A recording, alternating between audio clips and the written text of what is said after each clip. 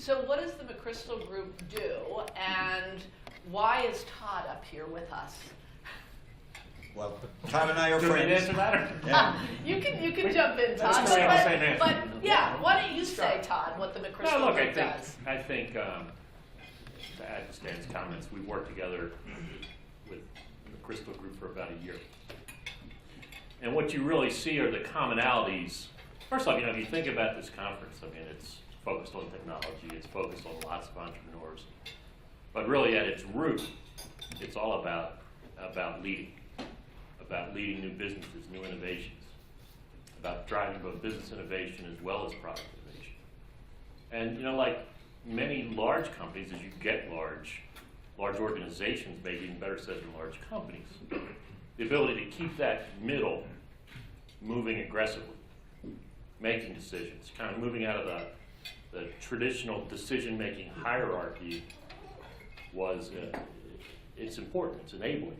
It enables you to drive and grow and move exceptionally fast in markets that we're all in, that are all evolving quickly, some like the PC business, frankly, changing at its foundation. And so when a couple of colleagues introduced me to Stan and some of his team, the natural discussion is what happened in whatever place in the world Stan and his guys were. But the true value came from the way they deployed tools available broadly to increase the speed of execution, increase the efficiency of execution. All key verbs and things that we all need to do, no matter what size our company is. So they brought a set of experiences, a set of tools that were completely analogous to many of the challenges we had in what's been a huge technology business that's now changing exceptionally rapidly, right? Almost weekly. And so that was the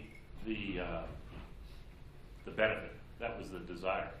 How do we change this outcome? How do you take the proverbial, how do you change the tires while the car's moving?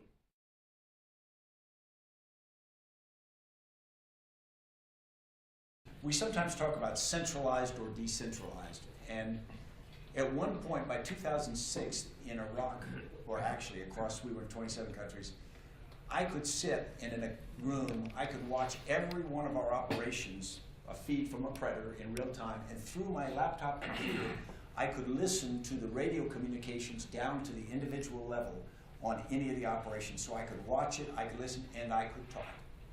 I never once talked. Because these communications give you the ability to micromanage. And because people have the ability to reach you, the first thing they do is they go, wow, I don't know if the general wants me to make this decision. So early they call you and they check and they go, sir, do you want to do X? If you make the decision, you made the decision forever.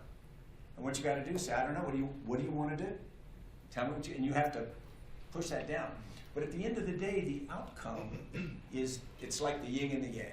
You're never going to get a lot of military officers using this for the symbol. It's not centralized because technology will allow you to shorten communication lines. You can speed up traditional processes if you want, but you're just doing the old thing faster. And yet complete decentralization, if you decentralize most organizations, they're just chaos because they don't know. So what you're trying to do is get a melding where you are decentralizing decision, but you are centralizing shared consciousness. Everybody gets smart about what the situation is, what you're trying to do, what the challenges are, that sort of thing. So you're giving everybody contextual understanding, and then you're saying, now you know as much as I do, make the decision. That's a really interesting concept. So decentralized decision making, but centralized shared consciousness. Yes, and what did you just say? You know as much as. The theory is everybody knows everything all the time. Now you never get there.